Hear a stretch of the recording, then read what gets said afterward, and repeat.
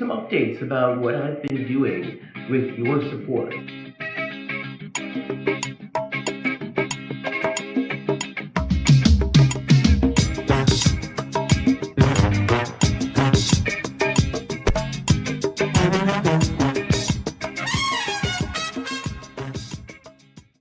The Inessa Armand project. After finishing Kalantai's social basis of the female question, I put out a call for suggestions for the next project. One of those suggestions that I received was to translate the essays and letters of Inessa Armand, Kalantai's predecessor at the Bolshevik women's section.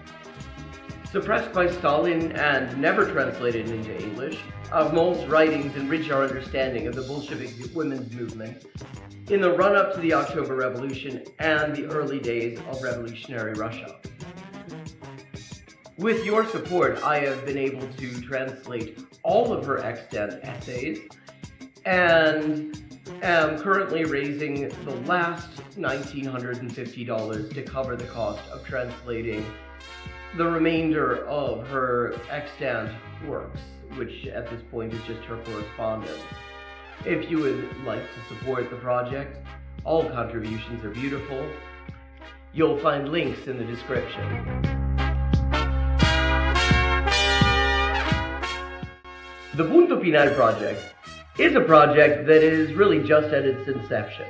Punto Final, for those unfamiliar with it, i.e. likely most of the people watching this right now, was a magazine edited by Manuel Caviese Donoso that ran from 1965 to the eve of the 1973 CIA-backed coup in Chile, and then from 1989 to 2018, publishing a grand total of 894 issues. In addition to being a platform for theoretical and ideological debate, they were also a source of excellent political journalism.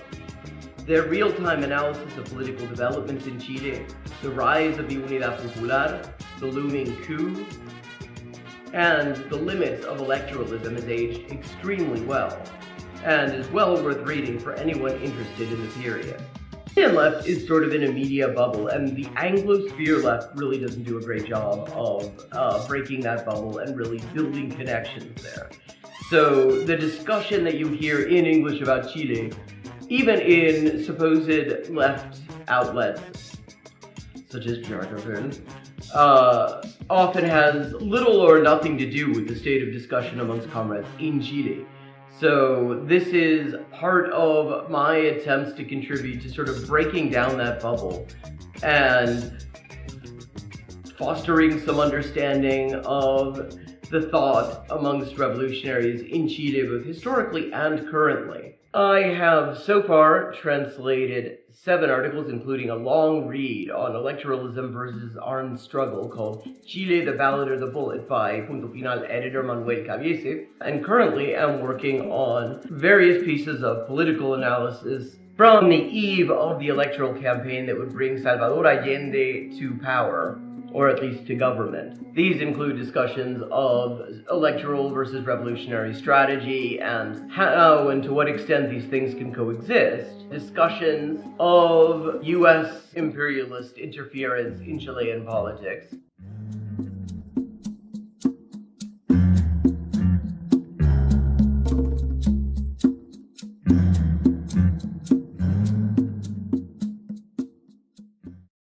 One of the challenges of this project, since its inception, has been getting the word out.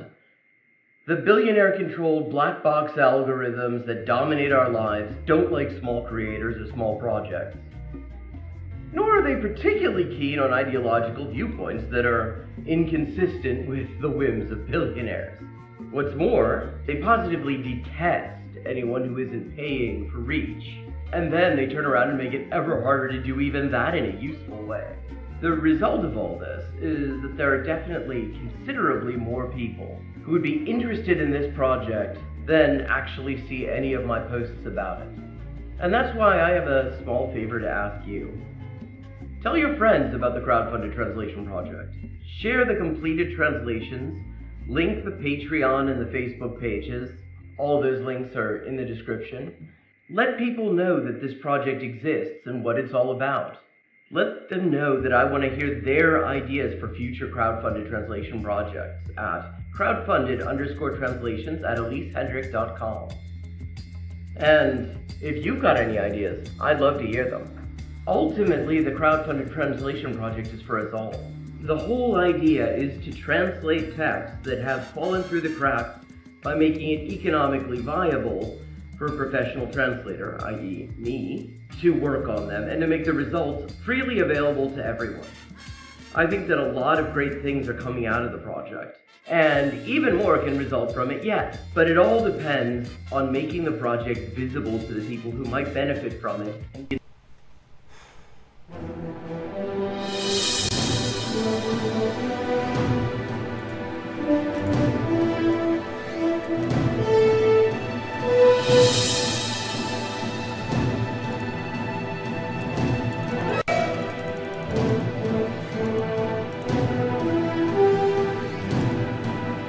But welcome everybody. Be sure to hit the like button. Be sure to hit the subscribe button. I remember in middle school when you felt self-conscious if you were the last one to go through puberty. That really went topsy-turvy, didn't it? Sometimes the Hasbara, it's too much explaining yourself and it's too apologetic. Be sure to hit the notifications bell. I actually do believe Israel won't just bomb countless civilians. Be sure to tweet this out. Be sure to put this up on your Facebook. You have to be kind to people. Being kind is the guys in this mess in the first place. Put this up on your Reddit. Chile is a country. Be sure to cut and paste, a link to this to go into your favorite Facebook chat group. It's good to see so many normal people in here. Now, spanking isn't just my deep, dark personal secret. It's America's deep, dark secret. I've never seen it explained so simply anywhere. Put this on WhatsApp. Put this on Telegram. Put this on your favorite messenger app. Hello and welcome to the Untitled Anarchist Seagull channel. I'm your host, an Untitled Anarchist Seagull called Elise. How's everybody doing, chat? So yesterday, we were watching David Pacman explain how he's totally for Northern European style social democracy, except for the social democracy part, which he finds authoritarian. Because he didn't even actually try to explain why he thought that things like rent control were bad, or nationalizing key industries, or any of that shit. He just sort of hand-waved it as if they were just self-evidently bad, that you'd say that central parts of the economy that are too important to leave in the hands of some sort of a private tyranny might actually be put under state control so that they aren't just used as speculative objects or something like that. But okay, that David Pacman definitely earned his pay there, and apparently Sex Destiny has some thoughts about it. So I was thinking we might look at some of those.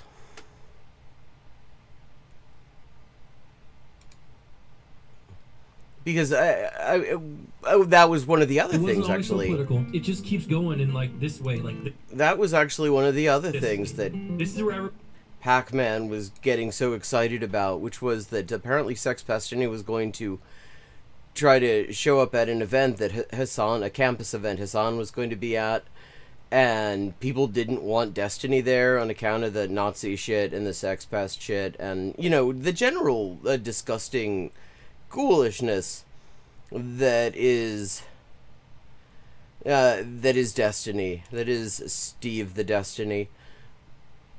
So here we go on this guy. God, and so this is what happened. And I do think that, wait, what the fuck? They're just giving him Imgur links with like Destiny subreddit. Oh god, they're so lame, dude. They all work together. Made him in public. Did he get recruited into Griff?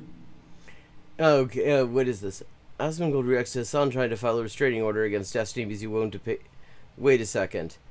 He won't debate. Is Hassan trying to file a restraining order against Destiny because Destiny won't debate him in public? What is he trying to wear? Yeah, because this is how Hassan gets all of his info. I mean, the difference is I'm open with my shit. Well, firstly, I get my shit from my YouTube editors. I don't give anything to fucking Asmongold. But I don't know why he wouldn't assume that Asmongold doesn't have a whole bunch of people that give I mean, he's too busy giving it up to Nick Fuentes, after all. shit. Pretty sure that's how this works. Dylan Evans' Hassans are all Chinese. And Asmongold's is Russian. Unironically true. I mean, it is. That one guy, his editor is Russian, but whatever, it's all good. Well, if one person's editor is from a place, that clearly means that, you know, it's a conspiracy. Some people to get a restraining order on Destiny. I think the answer is no. Unless proof is provided of stalking and harassing as a public figure, when someone is keeping up with the things you say in public, then I don't think you need a restraining order. He goes to an event and Destiny goes to the event. Destiny can't get into the event because Hassan is there. It makes him look very bad when this happens. If he has a restraining order, then he can point to that as a reason. I mean, it makes who look very bad when Destiny goes to an event and is not allowed in? I mean, I would imagine it makes Destiny look bad more than anyone, but okay. He is just did not have to be pressed by Destiny and not willing to interact with him. Yeah, that's the thing. Everybody is just terrified of Destiny's power level. That's why people don't want to be around him. It's not the sex pest stuff. It's not the fash stuff. It's that everybody's just terrified of his power level.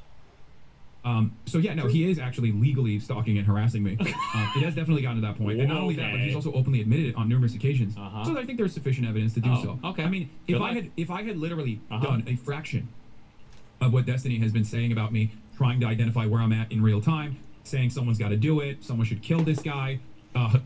Wait, I mean, I'm not entirely shocked if he said something like that, but Hassan is enough that is like that it's worthy of killing him, and also openly admitting to harassment of this sort. Right, this incel freak who's admitted to being a part of the part of DGG and being excited to meet Hassan was actually one that was harassed. It would be hilarious if he was like, DGGs were harassing me at the event, and thus I was unable to show up for fear of my life or something like that. Can you imagine? That would be fucking hysterical. So it's really funny. Nice. Are you really afraid of a gnome though? No, of course not, dude. I'm just. Okay, let me see. I'm just looking through this. Okay, here's the thing that I wanted to see, the Pac-Man stuff. Because this is a full-length stream VOD here. It's 2 hours long. At least it's been chapterized so that I can actually find the thing that I'm trying to react to. Is sometimes I get sidetracked and I spend most of the stream talking about shit I wasn't actually planning on talking about, but it's just such bullshit that I have to say something. Mind. Watch the whole video, listen to the whole segment before you send me hate mail. You know when it starts that way, it's going to be good. It wasn't. Are reasonable and I will say though, I mean, you have much more reason to be unimpressed with David Pac-Man after you've seen the video. That much is true. If you want to send him hate mail, do watch the whole video, because he really shows his whole ass in that video. So, obviously, fucking Sex Pest, and he's gonna love it. You know, there's a whole segment to listen here, but he called out the Hassan Mao outfit thing and the DSA stuff, whatever. He did do this. Mao outfit. Mao also wore that outfit, but that's not the only person. It wasn't invented by Mao. I think maybe for the first time, he mentioned Hassan by name and everything. And me by name too. And now you have it is a full court press. It's fascinating because David Pac-Man is one of these wonderful independent content creators bankrolled by the 1630 Fund. And when the DNC decides that they're going to go full whole hogs fucking scaremongering about Hassan, suddenly it's like the first time that David Pac-Man will even acknowledge his existence, because he's totally independent. David Pac-Man now via Hassan. David Pac-Man, we're gonna watch the Unfuck America tour is now hyping up. Dude, I love that, like, all of these Destiny affiliated organizations, they just almost exclusively work to do PR for this fucking weirdo. Okay, this weirdo. Which weirdo? I mean, I wouldn't be all that shocked if Destiny-affiliated organizations were just mostly doing PR for Destiny, and Destiny certainly is a weirdo. That's if anything, an understatement. In his cult, David Pacman has joined in on the call to action, and so did Parker get a job. As you guys know, college Democrats invited me, and the Republicans are obviously freaking out. Some of these liberals are freaking out too. And I think the Sex Pestiny Epstein community did a boss call to all the liberal commentators. Yeah, why would anyone not want to have Destiny at their venue, at their event? Sphere to be why won't you guys also shit on Hassan? Are you too scared or some shit like that? And it's really funny because the idea that I'm not eating it from both ends here is so funny. The notion that people are too afraid to stand up to Hassan is a hilarious take because I'm, a priority target for the State Department. And yeah, well, yes. I mean, he is on one of the list of the 43 people who are part of the Cuban conspiracy to bring communism, which is hilarious because most of the people on there are SOCDEM. But what's really funny to me, though, is that the so-called American Communist Party isn't on there. And nor is the CPI, the Creepy Pricks International, Caleb Maupin's little cult. I mean, the ACP, it's worth remembering, claims the right to be the only communist party in the United States. They have the one communist party principle, which says that if there can only be one communist party in any country at any time, and anyone who disagrees with what that communist party is doing needs to just join it. Unless it's the CPUSA, in which case you can just pretend that they don't count. So, the only legitimate communist organization in the entire United States, not on the list of people conspiring to bring about communism, on the fucking bullshit scaremongering report from the State Department. A priority target. I can't say what I want to say because I'll get fucking banned on all these platforms. Well, then say it. That's all the more reason for you to say it. Imagine saying that from your multi-million-dollar mansion. I wonder if it's something to do with yeah, all those things. But he was just fucking named on that list. That does kind of put a target on it. There were 43 people. There were so many people they could have put on there if they wanted to. They chose 43, and he was one of them. I do think it is legitimate to be a little bit fucking freaked out about that. Yes, he is in a much better position than many to deal with that because he has the money. That's true. Also, he's actually just a fucking SOCDEM. Let's be for real here. But yeah, I mean, I'm not going to fault anyone for getting nervous about being on that fucking list. Dual citizenship, generationally wealthy, billion-dollar dual citizenship in a fucking NATO vassal that also does not actually take kindly to left-leaning people. It's not exactly like he has a particularly safe and Turkish citizenship. That does not automatically get you all that much outside of Turkey. Net worth, spoiled Nepo baby bullshit, that you're a prime target by the administration when people were being picked up from Minnesota and then kicked out of a fucking van. First of all, since when are you opposed to that, Destiny? But yeah, true, but at the same time, they did kind of name him. And yeah, maybe this turns out to be Nixon's enemies list, which literally nothing happened to the people on there because they were just mostly rich, powerful people with connections within the regime. But it's only been a couple of days, we don't fucking know. So yeah, legitimate to be a bit nervous about it. Without fucking clothes, right? The idea that you would actually have the audacity to call yourself a primary target of the administration is such an insult, a slap in the face when people are actually dealing with crazy, unhinged Trump shit right now. I think he's been fucking indicted over the Cuba shit. They just keep posting random fuck statements about it. Oh my god. Also, prominent liberals yell at me all the fucking time. What is this? They literally been getting harassed by the D community. Wait, has Destiny fucking pivoted to, like, he's suddenly gone from just being an open white nationalist to now he's anti-Trump, is he? Hey, Tomas.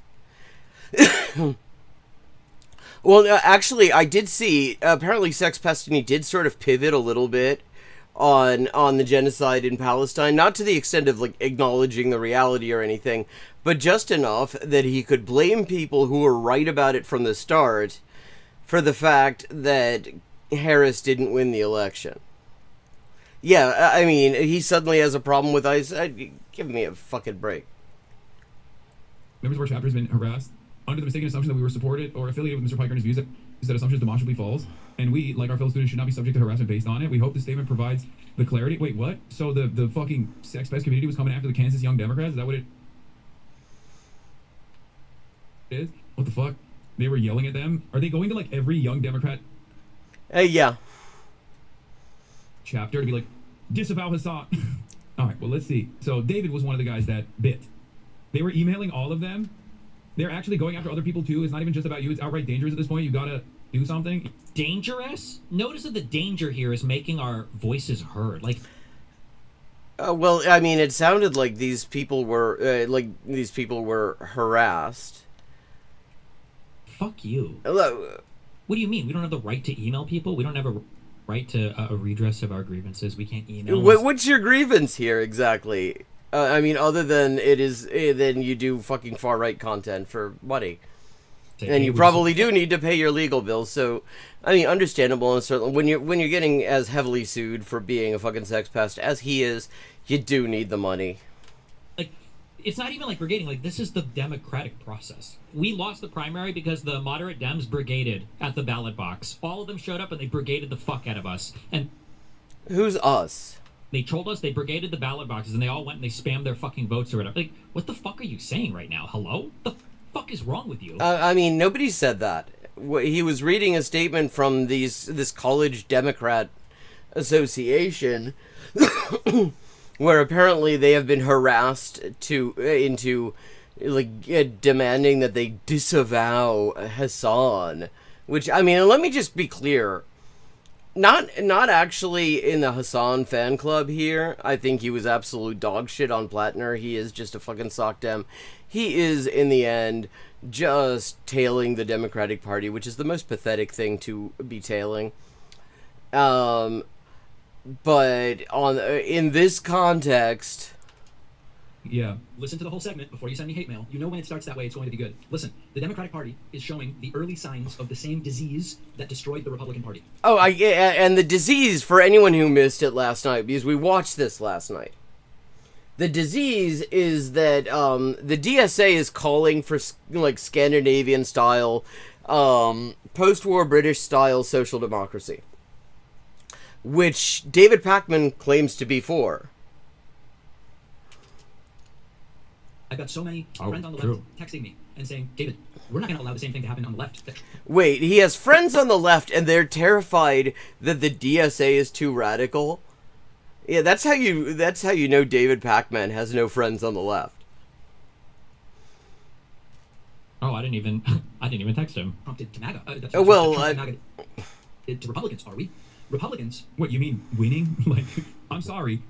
They have an odious worldview. God, where did this odious word come from? Oh my... I mean, it comes from the Latin word for hatred. Hey, Adria. God. Hate mail. You know when it starts that way, it's going to be good. Listen. We just heard this. Why are we backing this up? The Democratic Party is showing me and saying, David, we're not going to allow the same thing to happen on the left that Trump did to MAGA. That Trump and MAGA did to Republicans, are we? Republicans... What, you mean winning? They won their first election in 2016. Then they lost horribly their second election.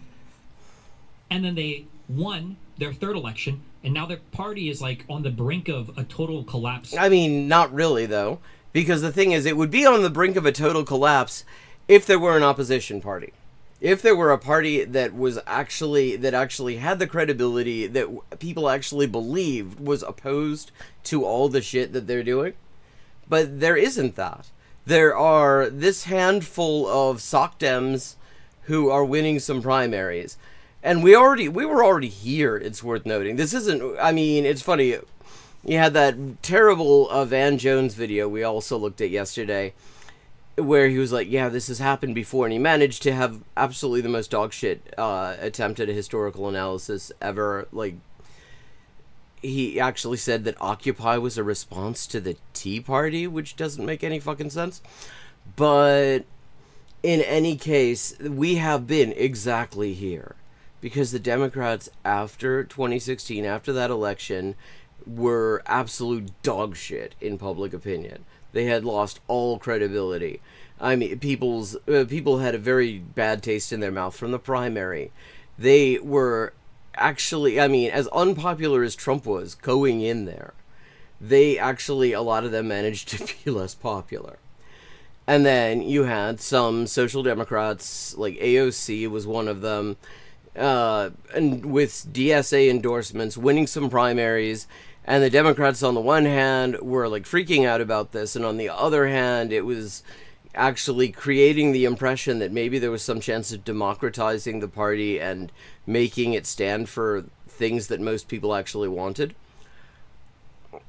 And it managed to create enough enough energy that they could somehow sort of schlep their way through another election.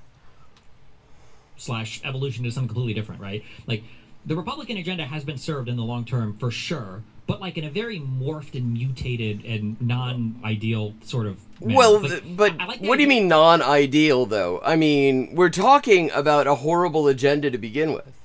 We're talking about an absolute dogshit agenda. So yeah, I mean, of course it's not going to be ideal. None of it is ideal. It's all horrifying.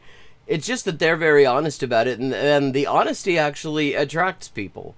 It attracts the sort of shitheads that don't like making excuses for being shitheads.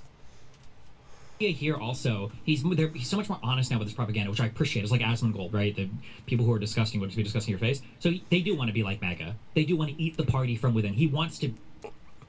Wait a second. Does he think that this was a secret? Like, the whole idea, the whole open idea, the whole strategy of endorsing these people is supposedly, if you win these primaries, then the Democrats will have to start recognizing get a democratic process where the party will change to represent the people whose votes it relies on. That's been the idea from the start. That isn't a fucking secret. That's the strategy. This isn't some big gotcha.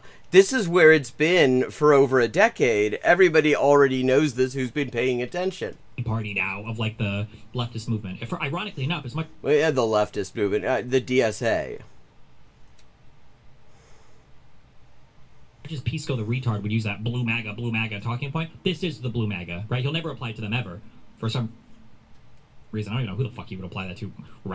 Well, I mean, the term is applied to people who will just accept whatever fucking bullshit DNC talking point comes out and will never accept even the slightest criticism of even the most dogshit things Democrats do. That's why it's called Blue MAGA, because it's like a cult. It is very cult-like in that regard. I hope that helps. Moderates, but this is like the blue MAGA movement, and Assange just owns it. Like, I'm sorry, they have an odious worldview. Like, literally, the one thing that he's actually saying is all he has said is the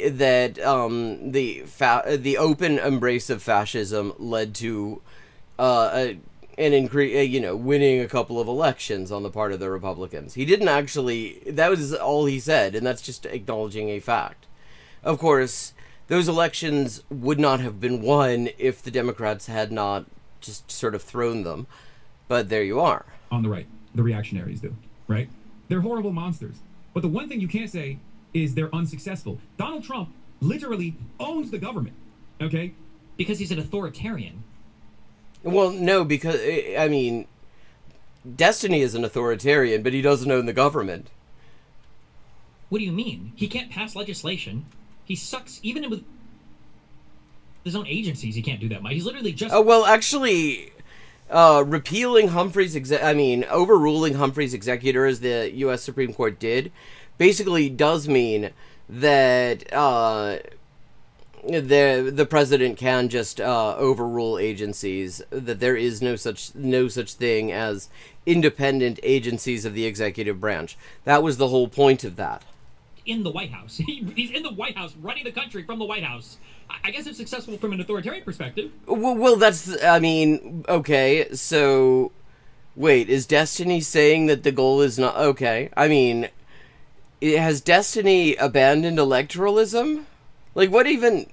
So, okay, the two of them agree. All three of the people on the screen here agree that electoralism is the way forward.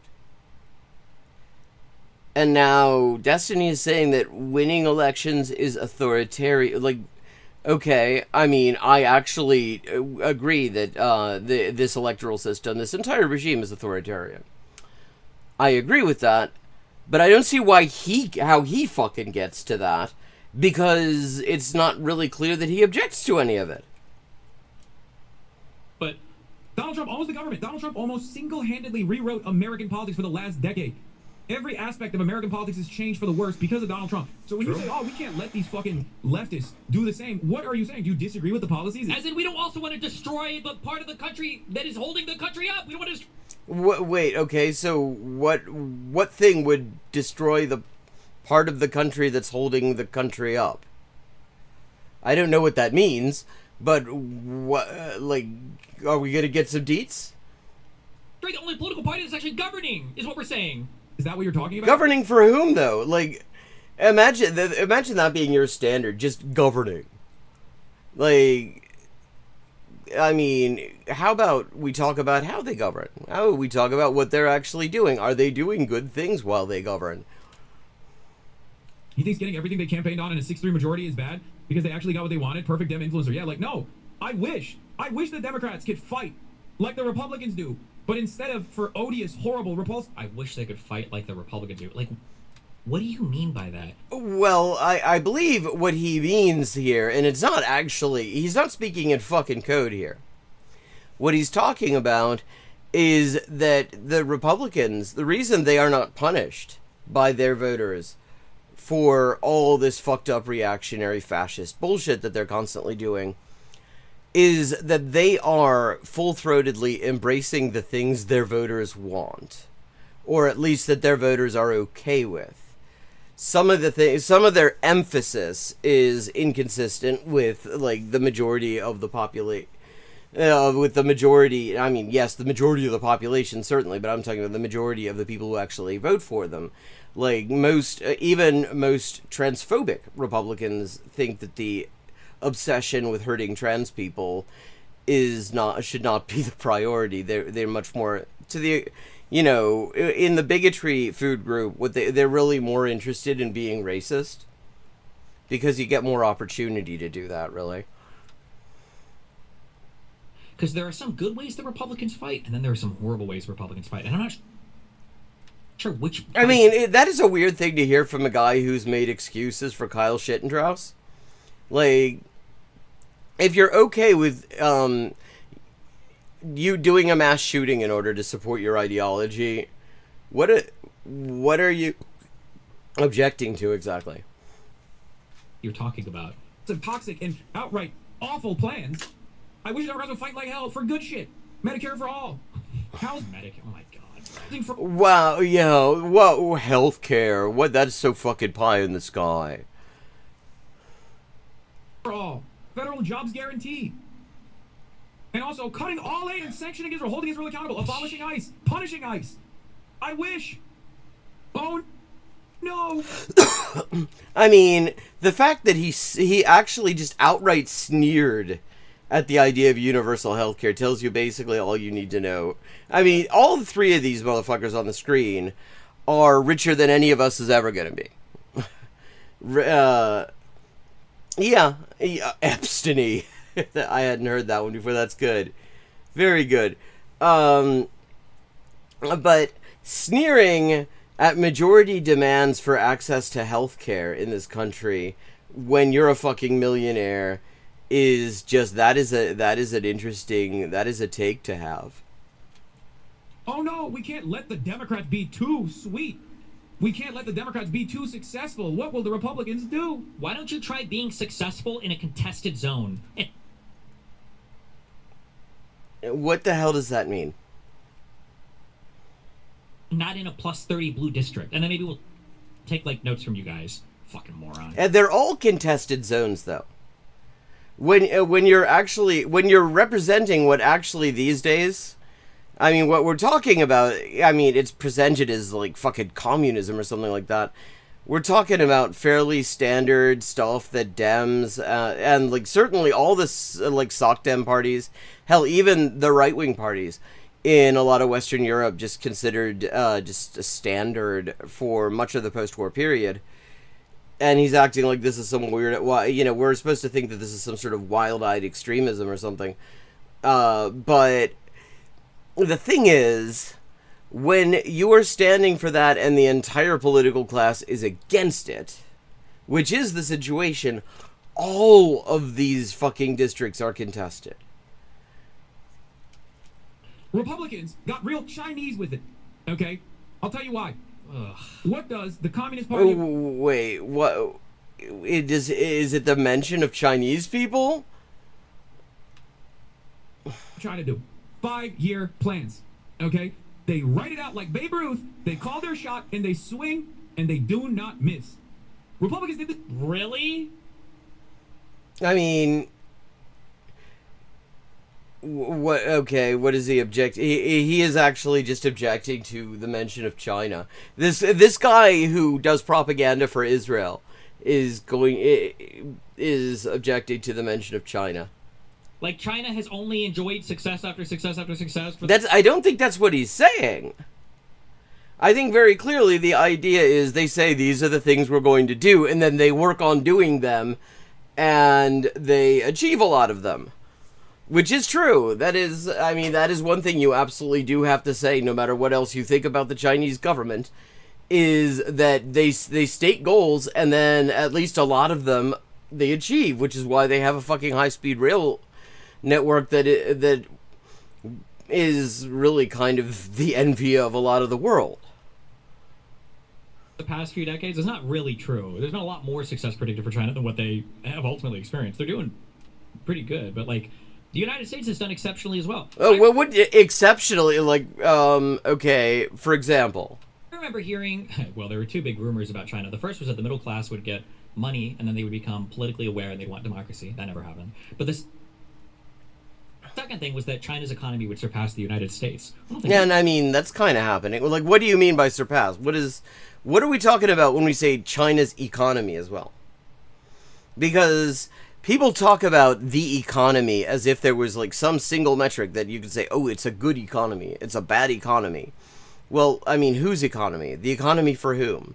Are we talking about the economic situation of most people? Are we talking about the economic situation of major corporations? Like, those things are not the same thing. They are not actually, they are in fact often opposite indicators. Happened yet either, and I've heard that for like over a decade, that the Chinese GDP would finally pass US GDP. Oh, well, okay, so we're talking about of course we're talking about GDP, because that is what people who are steeped in neoliberalism think is the good economy score. It's nonsense, but it's what they think. Damn, it's actually not even close. Holy fuck, the US is still crushing it. Well, what exactly? That's because GDP is the volume of economic transactions averaged across the entire population. That doesn't say anything about what those transactions are. It doesn't mean those transactions are actually good for anyone, actually. If, for example, a massive natural disaster leveled New York, you know, Manhattan just got hit by a once-in-a-fucking-lifetime earthquake, and the entire place got just totally wrecked. All this fucking, skyscrapers just keeled over. that would actually increase GDP because there would be a huge amount of investment going into rebuilding it. There would be all sorts of transactions. There would be transactions for people, there'd be transactions involving, burying the dead. There would be transactions of people trying to get the hell out of there. All sorts of economic activity. All of it contributes to GDP. That doesn't make it a good thing. That doesn't mean that New York is having some sort of a golden age. It just means that there's a lot of transactions happening in high volume.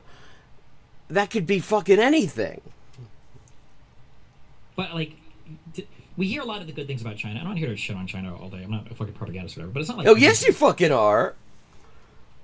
It's perfect. Like, but, I mean, it's true. He's a much more diverse propagandist. There are people who dedicate their entire life to shitting on China. He shits on all sorts of things. They do have a lot of issues with their Belt Road Initiative. They do have a lot of issues with making a 5-year plan and then setting out to do it. And they can do it, but when you do, there are pros and cons to market economies. There are pros and cons to demand economies.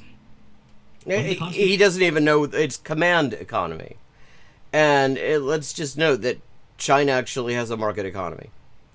It has, I mean, at this point, economically speaking, what you have there is social democracy. Demand economies is the government is saying, hey, this is what we're going to do. We're going to do it regardless of how people feel about it. And then hopefully, like, the people kind of feel it. He literally does not know the difference between demand. He's thinking of demand side economics. And he's confusing it with a command economy, which is to say a planned economy where there is a central plan that says, okay, by 2030 we want to be making this much rice, and we want to be making this number of cars and this number of electrified monorails or whatever the fuck. He does not apparently know the difference between those two things. Words. But there's reasons why, like, China had these, like, fucking the empty city problem for a while. Except it isn't really a problem. How is having more housing, more facilities than you currently need a problem? That's only a problem until you suddenly need people to move there. Like, for example, because you've got more people. Yeah, he tries to do that because he's read Wikipedia sometimes, and he understands about half of it. I mean, I'm also not actually a fan of Norman Finkelstein, but the way he took him down in that ridiculous excuse for a debate was kind of delicious. I have to give him that. They were overbuilding on from a fake real replica estate of Paris and that their citizens ultimately could never afford, and they had to, like, demolish, like. Well, actually, it's funny that he mentions housing prices, because China actually popped a housing bubble. They were having a housing inflation problem too. The thing is, they actually treated it as a problem, and I don't know how they went about it, but they managed to actually just pop the housing bubble, send housing prices all the way way down after they had been exploding for a few years. Huge cities with they had all these real estate problems and shit. Like, I'm just saying that it's not. I mean, the problem he's listing is there was a surplus of housing and commercial real estate. He doesn't actually say why that's a problem. It's not as clear cut as, like, China just does things and they win. That's not. I don't think anyone is actually saying that's that he's not saying that. He's saying that they do say these are the things we're going to do, and then they actually said about doing them. That is literally the entire point that he's making here. True, bro. Not to mention the fact that. But are we ever gonna hear anything from fucking any response to Pac-Man? Pac-Man's just sitting here like, guys, I was gonna have a really shitty take if you could just hit play again, guys. Epstein-y, I think, actually. China has massively propped itself up from two major things: from American consumers. Export, okay, yes. The fact that our economy was so powerful, the fact that our consumer has so much buying power, allowed And I mean, it's worth noting, actually, if you know anything, if you've traveled outside of like Western Europe and North America, you know, the imperial core, if you go to Latin America, there, you know, Chinese, like cheapo Chinese discount stores are all over the place. China is present, like Chinese companies are present in Latin America in particular, in a way that they are not in, you know, in the U.S. or Western Europe or anything like that. There are Chinese malls, and it's not like here where you have like you'll have like a Chinese grocery and you go there and that's where you can, you know, buy the right kind of oyster sauce or something like that, and you know the right ingredients to do you know, fried rice properly, or just any other kind of Chinese food. These are malls where it is all these like Chinese discount shops for just local working class people, and they're all over the place. I mean, so talking about it as if U.S. consumer demand was the only thing keeping China going is not correct. For a lot of things to us, okay, which help them, but also from stealing, as much as you might want to hear it, might not want to hear it, from stealing American intellectual property. Who cares? Like the U.S. steals that shit too. I mean, that's what bioprospecting is, and a lot of the stuff that is classified now as intellectual property. If you go back, you know, 20, 30 years, it wasn't, and it never should have been. There's all sorts of shit that you can claim IP rights to now that nobody should be able to claim IP rights to because it's, for example, a naturally occurring thing. That is true. It is one of the things that Trump called out in the beginning. And oh, well, God, if Trump said something, then clearly it's true. Not just Trump, a lot of people called it out, but it is true as well. Who cares? A lot of U.S. innovation as well, and that's how China operates. So to sit here and pretend like they're all good, all on their own, bullshit. Fuck. Well, the point is, though, that to the extent that they're doing that, they went, let's just remember where China was economically, you know, if you go back 40, 50, 60 years,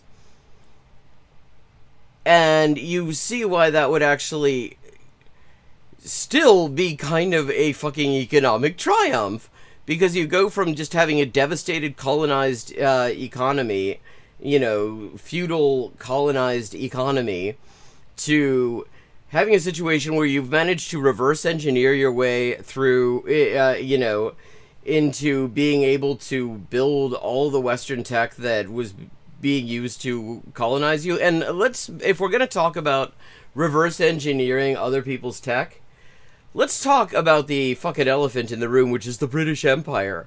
Because the British Empire built their entire fucking empire.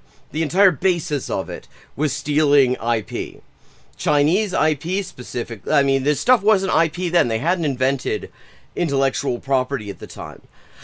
Conveniently, the West only came up with the idea of intellectual property when the West was actually technologically ahead.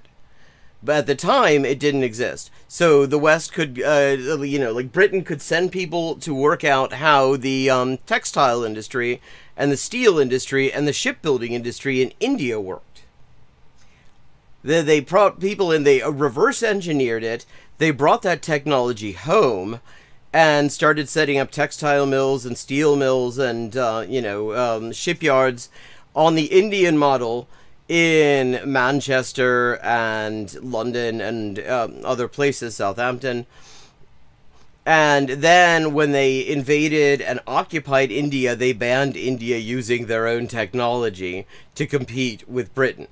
Like, the entire history of European imperialism is a history of stealing intellectual property from the global south and then using it against them to colonize them. So maybe turnabout is kind of fair play is what I'm saying.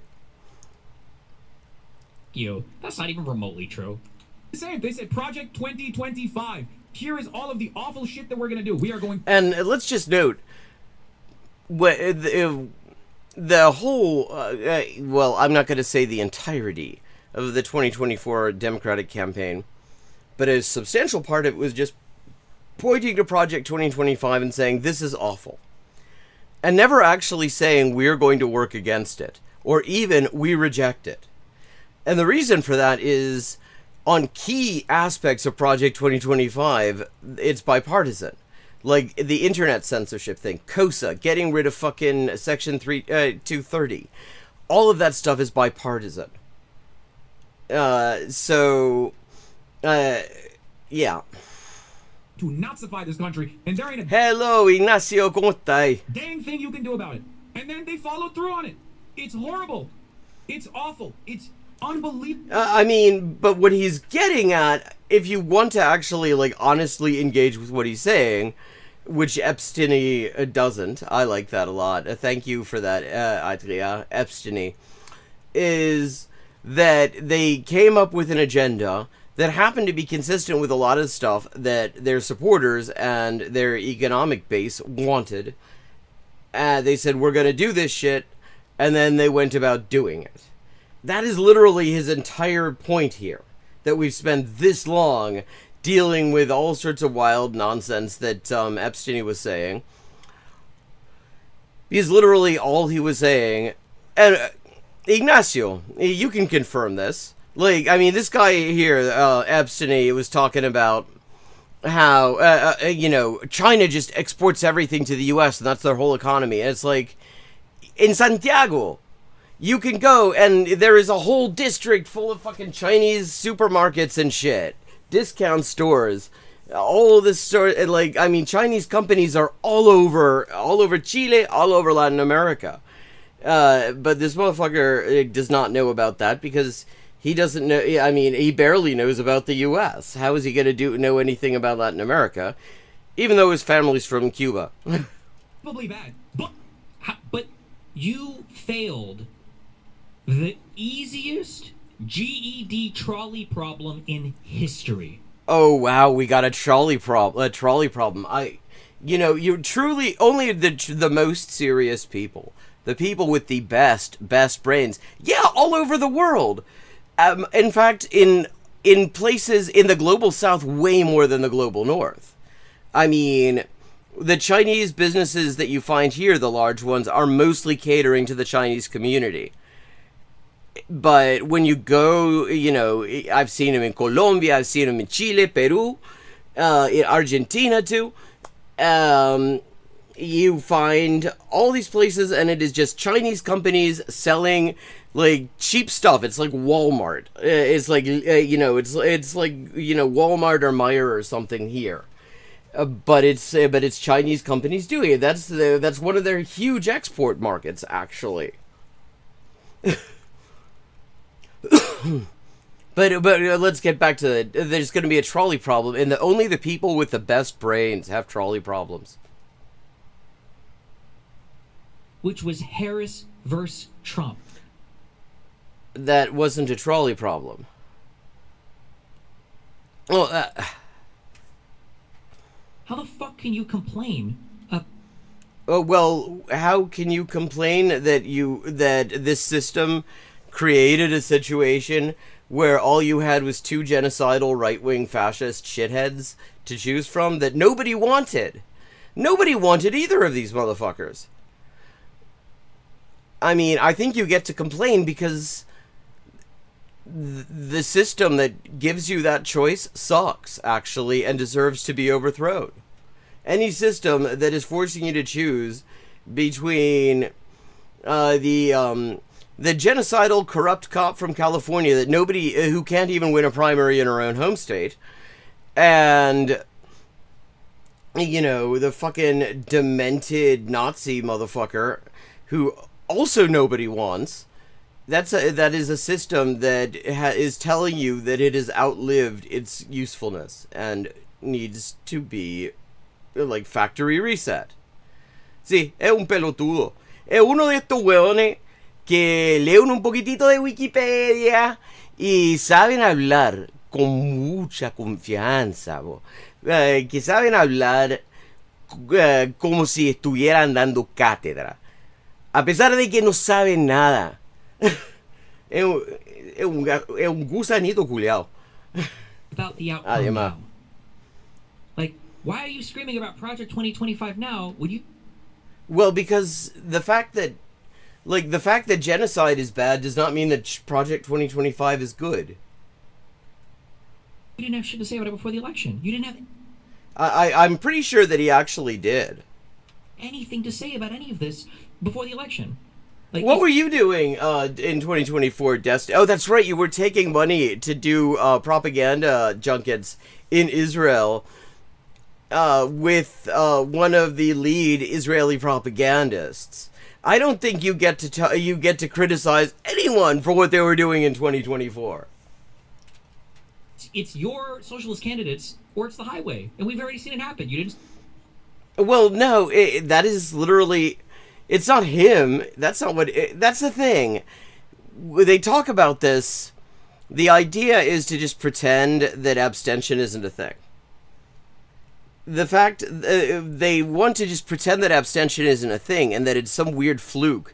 Then when people show up in the primaries who stand for things that most people want, that suddenly those people win.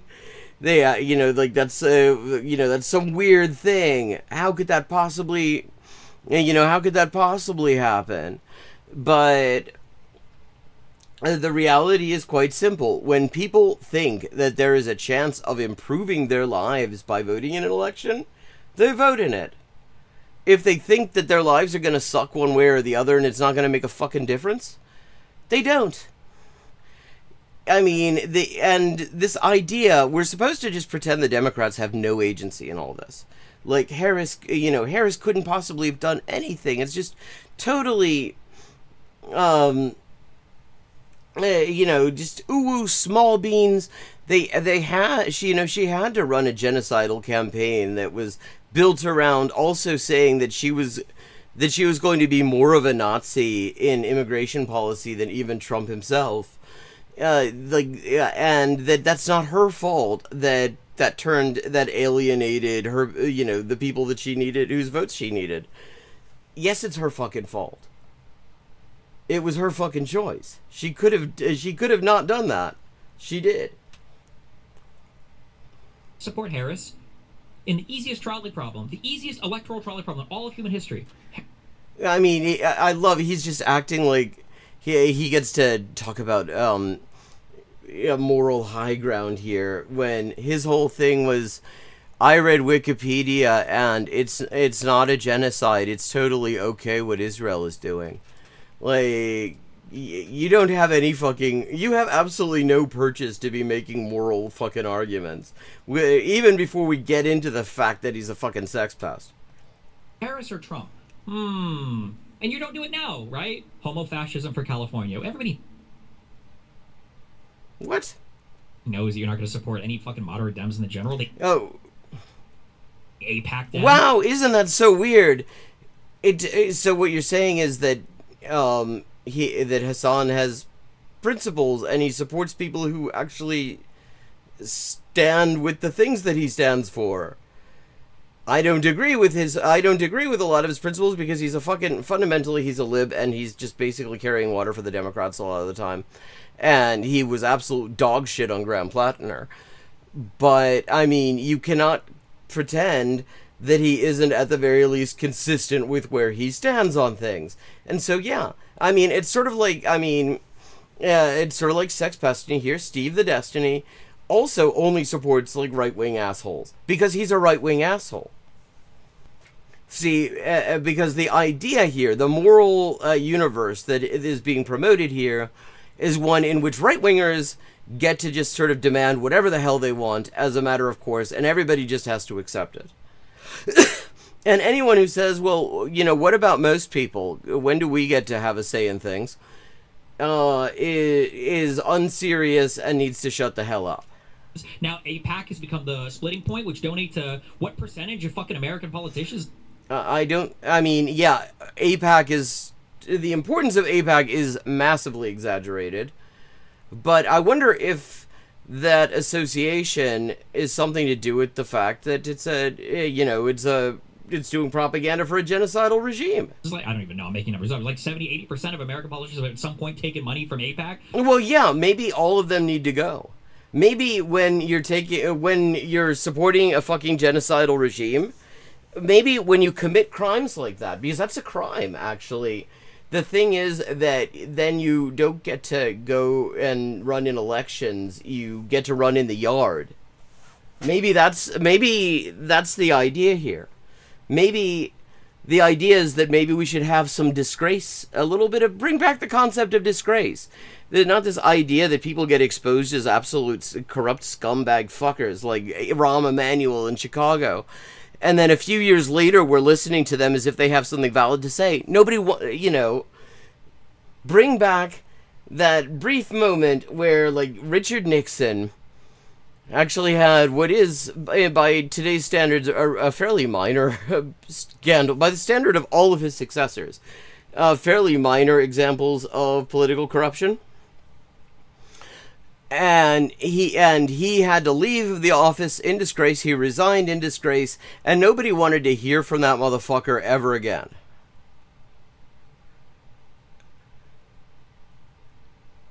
Well, we need that again. That's what we need. All these motherfuckers who supported the genocide ever, even if they're like crawling around, taking cover under, well, now I acknowledge it's a genocide. I want to cut 5% of Israel's military aid, and I want to put it under a different line item so it's not so easy to tell that it's military aid. Oh, I want to just sell them the weapons rather than giving them. That's a very strong moral stance I'm taking. And yes, of course I supported the right to exist as an apartheid regime. All these, I don't think it is an at all unreasonable demand to say none of these people has any right to be in public life at all. They should all be hounded out of public life for good. They're done. You do that, you do certain things and you're fucking done.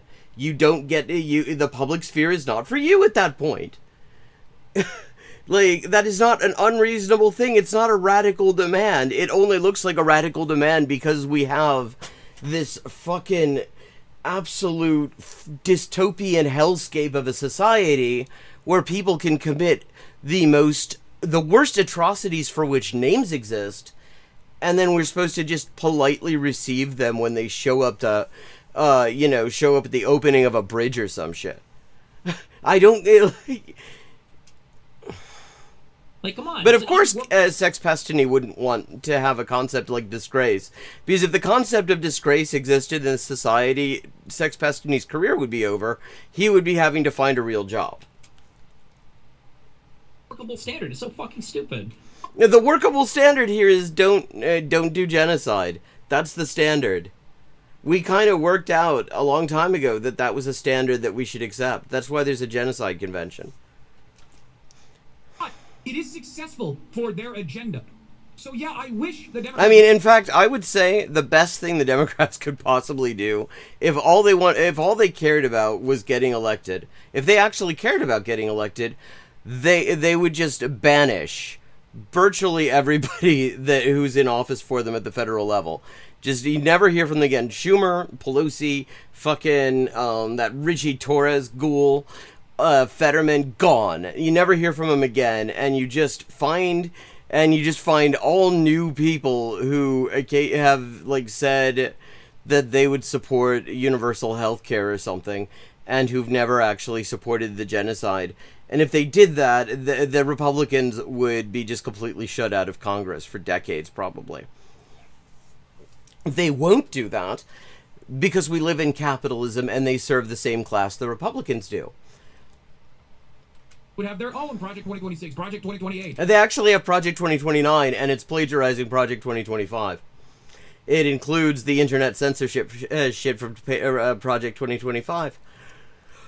Because of course it does. Featured socialism what? Heavily in it, and then we... Oh my god, bruh. Give me a break. Oh god, is he trying to be John Stossel now?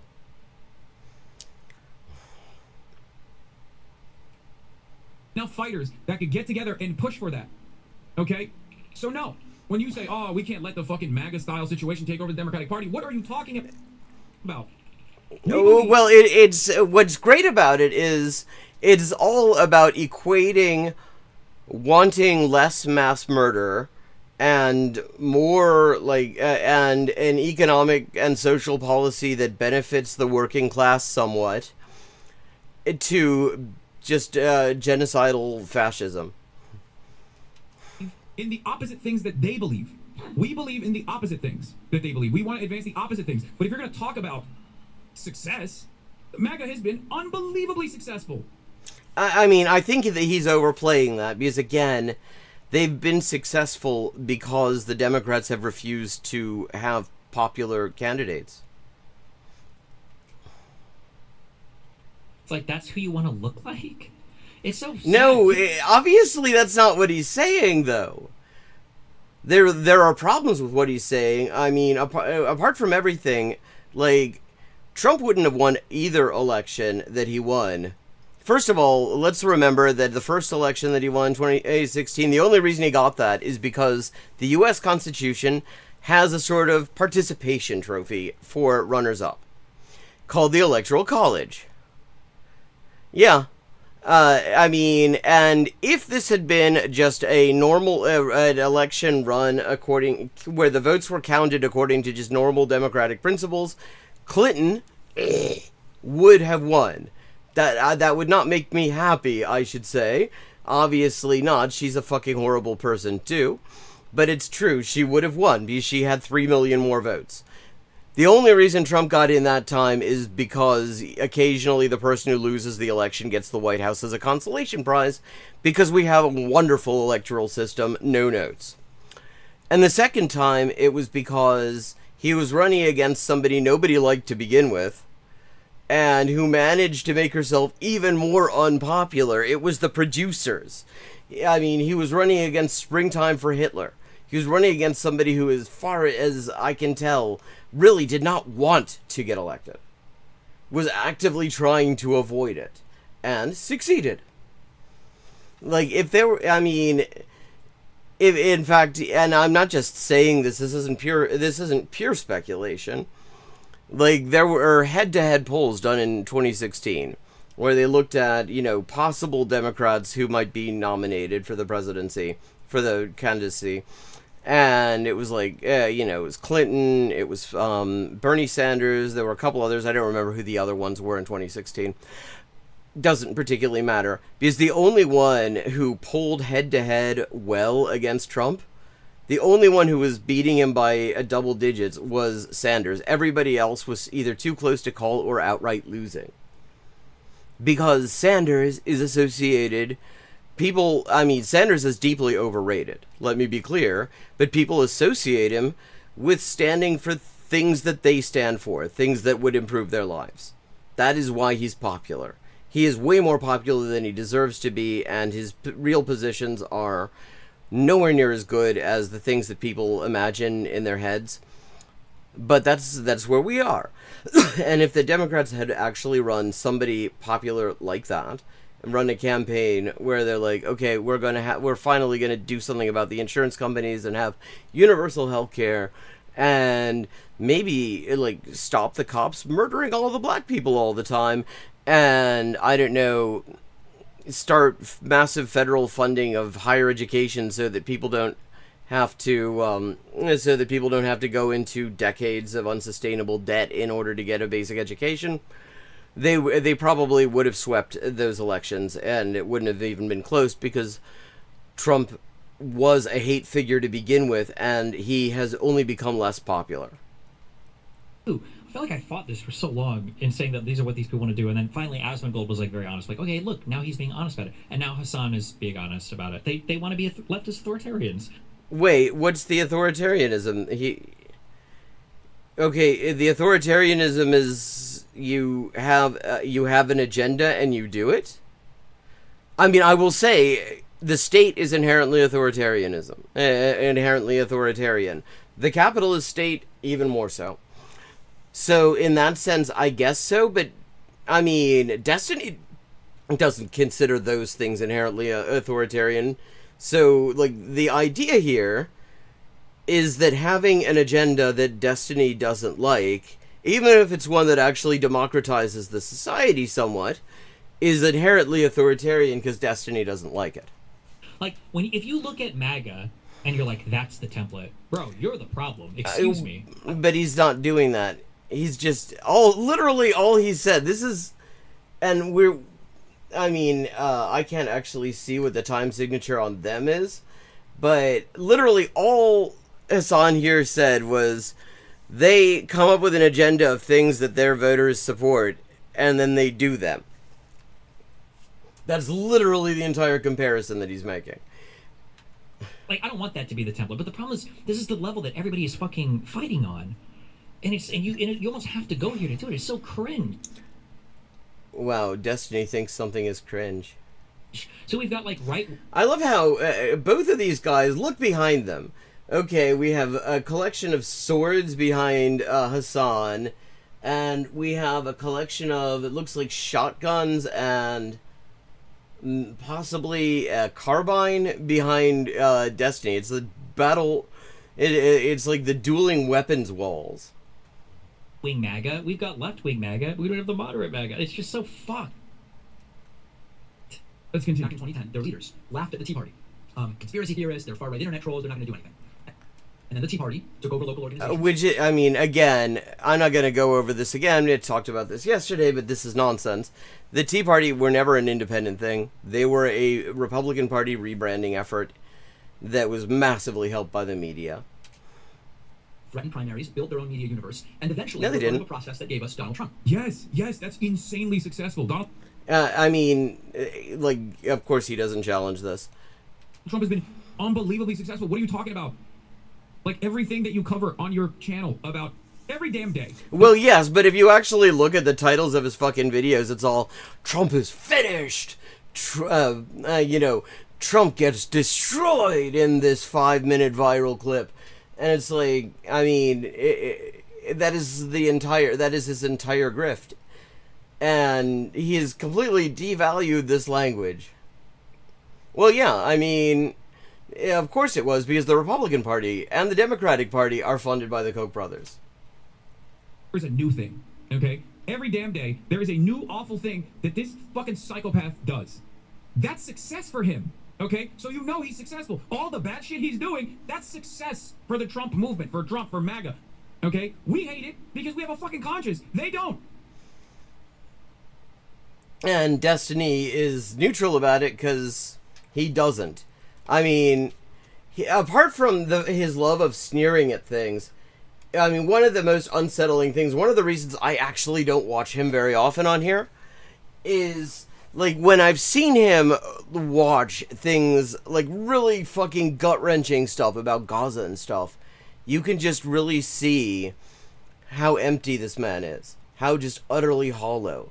None of it matters to him. He does not give a shit about any of this. Apart from his an opportunity to sneer at people, which he likes to do, to feel superior to people, and to get sucked up to in chat, he does not give a shit about any of this.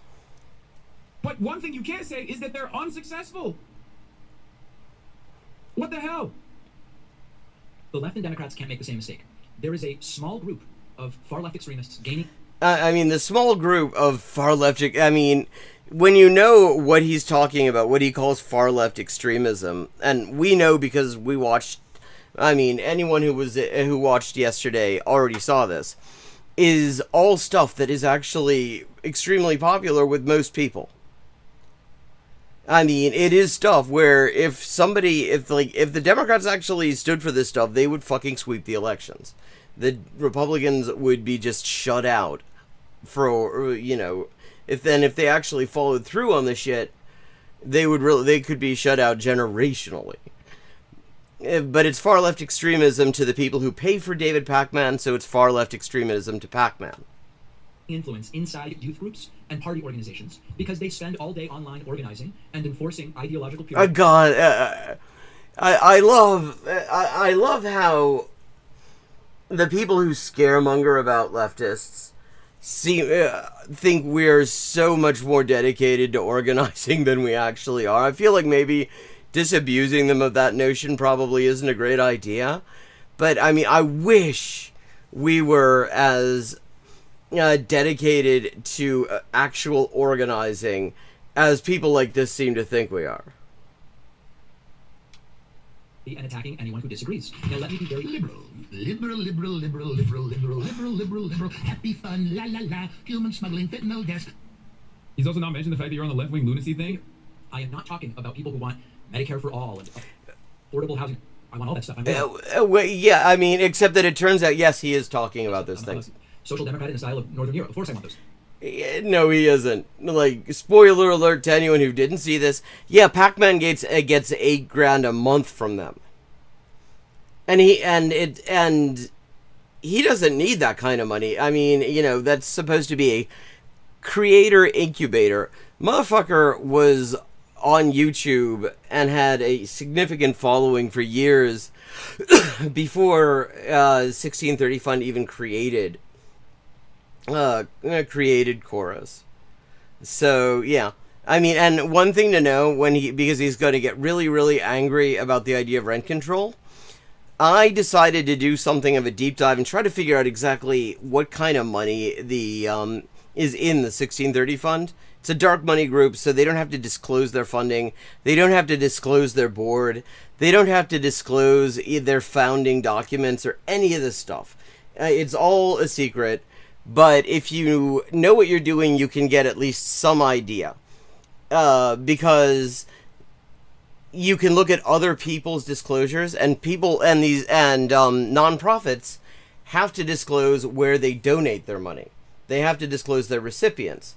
So you look for where the 1630 Fund shows up as a recipient, and I was able to track down for a couple of recent years, like something like 50% of their income, according to 50% of their declared income, and also a substantial percent and a substantial amount of their downstream donations, and they donate heavily to YIMBY shit. The whole developers lobby, they're very big into it. And so, of course, they don't like rent control. They want to deregulate landlords and developers. Thanks. These are folks who treat political warfare like a full-time job. I mean, on a certain level, you have to. Because the thing is, the political war against the working class is being managed by people who treat it as a full-time job. There is the war on the working class, which is a real war that exists, that we're experiencing every fucking day. It's why things suck more every single fucking every month. That is managed by full-timers. If only, I mean, he's sitting here talking, you can tell he has absolutely no connection to any leftism. Because you could not with a straight face claim that, the left is full of people. He's not part of abundance, but he gets 1630 Fund money, so he's getting abundance money. Like, I mean, the idea that the left in this country is made up of highly dedicated, full-time organizing cadres who are that on it. I so wish we would be so much farther along if we were able to develop our organization to that degree. We don't. But I mean, the fact that he can say this with a straight face shows he has absolutely no idea. He's never been anywhere near leftists. And when they can't build, Dude, you're literally a political commentator. What are you talking about? A political commentator who is funded by billionaires to tell you why things that billionaires don't like are bad. Imagine the fact that you're on the left in the style of Northern Europe. Of course I want those things. These are folks who treat political warfare like a full-time job. And when they can't build... Dude, you're literally a political commentator. What are you talking about? Like, I hope that I got it. I wanted to get shipped. I mean, yeah, political warfare is a full-time job for this jabroni. A very lucrative full-time job. Much more than anyone that he's talking about. Like, all these left-wing extremists who are, insidiously hanging out in youth groups, supposedly, or whatever, can declare an income. I I don't think any of them seriously think that is on the cards. I certainly don't think that's on the cards at the moment. But I do think there is a realization, and I think that the scaremongering around Hassan that you see from 1630 recipients like David Pacman, and the scaremongering around, well, actually Hassan again, now that I think of it, that you get from Narco Rubio and his fucking, that list of 43 people involved in the Cuban communist conspiracy and all that shit, comes from the fact that the ruling class know that things are getting tight. They know that they've been doing managed decline as an economic strategy and a political and economic strategy for decades now. It's really starting to bite. Yeah, I mean, literally and figuratively, in all senses of the word, really. And they know that this is not, that as quiescent as people are, and I would say people are much less quiescent than is popularly acknowledged, because the media try to downplay these things, because we have a lot more of an escalation of working class militancy over the past 15 years in this country than is commonly acknowledged. I mean, if you look from the sort of cycle starting with Occupy and shit and going through the 2020 uprising and the resistance against ICE in the past year or so, there is an escalation of militancy there. And I think what we're seeing is a general realization that is only going to increase as things continue to suck more and as climate change, continues to hit harder and managed decline continues to decline. They know that it's coming. They want to scaremonger about it now. Yeah, I think they're afraid in the sense that what they don't like about Hassan and the like is that they actually allow large numbers of people in this country large numbers of people in this country have had opinions on major issues that are well to the left of the Democrats for decades, literally decades. I mean, you can see this in polls going back to the 80s and 90s. Probably the 70s, but I didn't know the 1970s polling. Now, the thing is that for most of that time, the people who had the majority opinion on things thought that they were alone. Because the media did not represent their opinions. They were the majority views on the things, but the media treated them as if they were nothing. So people who had those majority views generally tended to think that they had idiosyncratic views. They were just alone and actually a little bit afraid to talk about it because they didn't want to have somebody tell them that, they were dickheads or something for having views that in reality were majority views. Guys like Hassan, for all the criticisms I have of him, and this whole internet ecosystem for all the shitty things that also are there, have created a situation where people who have the majority view can talk to each other, and they realize they're not alone. They realize actually, and we're in the working class, we're seeing each other. And that creates possibilities. And those possibilities are very scary if you're in the ruling class, which is, I think a big part of why things like repealing Section 230 and COSA and all this shit have come to such prominence as policy priorities. So bad. I hate this motherfucker. We can never go back to politics as normal with these people in our country. Well, what do you mean politics as normal, though? You can't do it. This is it? Oh, bro, you're a political commentator. Of course you have to be obsessively fantasizing about your political opponent's cock all day fucking... Wait, he didn't say anything about his cock. He just said that it's rich for David Pacman to be saying that political warfare is a full-time job for these people, when it is literally a full-time job for him that he gets paid $8,000 a month just from one income source alone for. You're talking about the sex cult that you want to be in. And the sex... Motherfucker, you're talking about the sex cult you want to be in.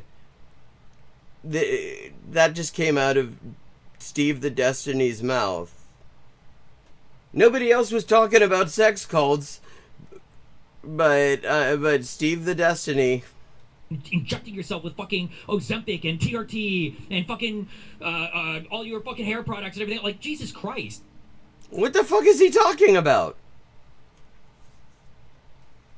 And shocking your fucking dog to release some stress in the meantime. Like, I mean, that is some bullshit that Ethan Klein made up. We know at this point it is not true. Yeah, like, I would love him to explain what he means by normal politics.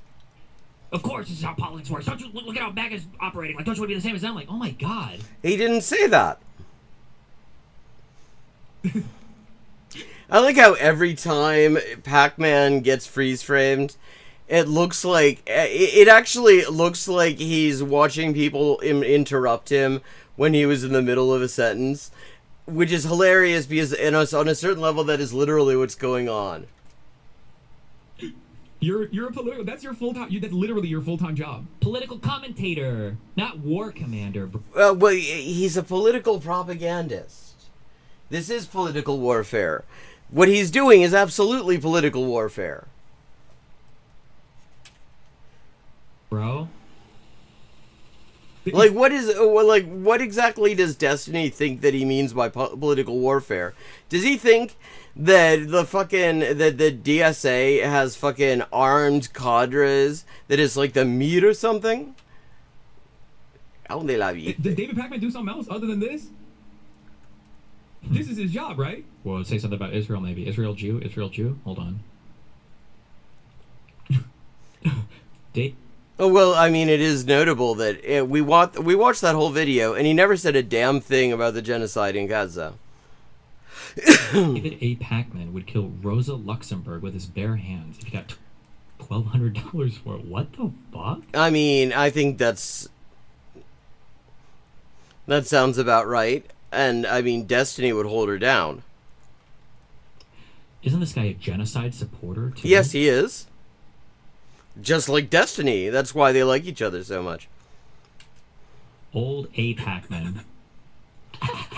A. Pac-Man strikes again. Bro really said, "You Vanguard, too bad. Your agitation, too buttery." He's mad. Argentina lost. That's an anti-Semitic dog whistle, by the way. No, it isn't an anti-Semitic dog whistle. It's because fucking David Pac-Man's family is from Argentina. Like this, I don't care if he actually supports him or not, or because he was from Argentina. That is 100%. It's a Jew equal Nazi. No, it isn't. Wait, saying that David Pac-Man is salty because Argentina, a country his family is from. I don't know who he supports in football. I don't know if he even follows football. But that he's salty that they lost is an anti-Semitic dog whistle because Argentina equals Nazi? Like, what? First of all, I would deeply thank Sex Pestiny for not using, not allowing the word anti-Semitism to cross his lips ever again. He has absolutely nothing useful to say about it, but that is a wild take. Especially in this fucking chat. I like Northern Europe, social service, while we still enslave the global South. Well, yeah, actually. I mean, that's what it is. Where do you think they get the fucking money to have all of that social democracy? And participate in imperialism. Like, bro, you are not with us. Well, yeah. I mean, yeah, fair call out. I mean, that was the fucked up thing about his whole thing on Platner. Because it was all okay. It was all fun and games when Platner was torturing and murdering and sexually violating brown people in other countries. When he did it to white women in the U.S., suddenly that was a red line that was crossed. That is an absolutely fair call out. He said the left is really bad because they're locking in. Okay? The left is bad because they locked in, and they have an agenda, they seek to accomplish that agenda, and they're pushing for it. Yeah, I mean, that is true. That is literally what he said. That is what he's saying, actually. And it is absolutely buck fucking wild for Pac-Man, who is part of a political propaganda operation that he is a full-time political propagandist for, in support of a right-wing agenda, to be pissed off that there are people who are, I guess maybe he's pissed off because the people who are actually full-time going around agitating, for the working class, agitating for, any kind of leftism or even social democracy, are doing it for less money, and he's afraid it will push his wages down. Now, perhaps most terrifyingly, is they're winning. He has said that if he didn't do political commentary, he'd be in finance. Okay, Central Committee, you know too much about David Pakman's background, and I know this guy. Wait. Oh, that's right, he did say that, didn't he? Around him. Basically, their own. Oh, he read Mike from PA had a. Oh my God, dear leader, read a message from me. Oh. He has said that if he didn't do political. $7K a month, by the way. Commentary, he'd be in finance. Okay, Central Committee, you know too much. He said that if he didn't do political commentary, he would be in finance. Okay. Is that even true, or is this just literally a Jew? No, I believe he actually did say that. But again, shut the fuck up. Destiny is anti-Semitic as hell, so he does not need to be the one talking about this. Bad Jew. Has he actually said this? Please, somebody find me this. David Pakman, finance. Also, even if he did, why the fuck are we even bringing this up? Oh, well, because that just shows his class position, you see. Because the thing is, that shows where somebody is. If you're saying that if you weren't working as a full-time propagandist, you would be helping billionaires more effectively exploit the entire working class all at once, that says something about you. It says that you're a suck kind of person, a person who sucks. What a weird thing to even bring up. Well, yeah, I wonder why that would have anything to do with a discussion about, politics and economics.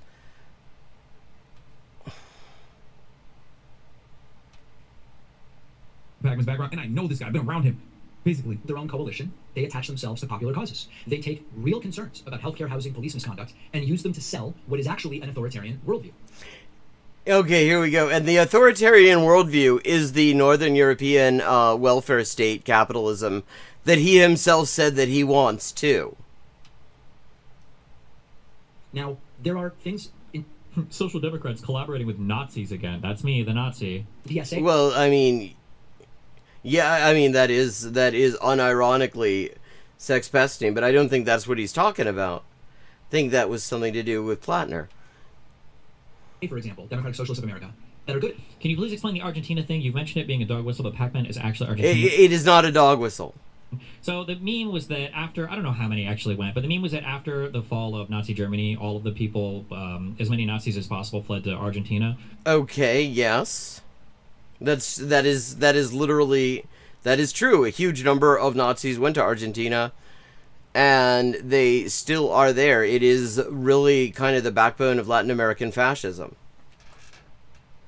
But I just noticed the time. It is time for me to wrap up for tonight. Thank you to everyone who joined in. I hope you enjoyed the stream. I will be back on Friday at 11:30 p.m. U.S. Eastern Time, and I look forward to seeing you then. Wow, these fucking guys. And once again, these are such choice freeze frames of David Pakman, because once again, it looks like he's in an actual conversation with them, and once again, he's been interrupted, which is like the only good role for David Pakman in a conversation. The motherfucker just begs to be interrupted because he's never said anything good. Have a good night, have a good rest of your weekend, and I will see you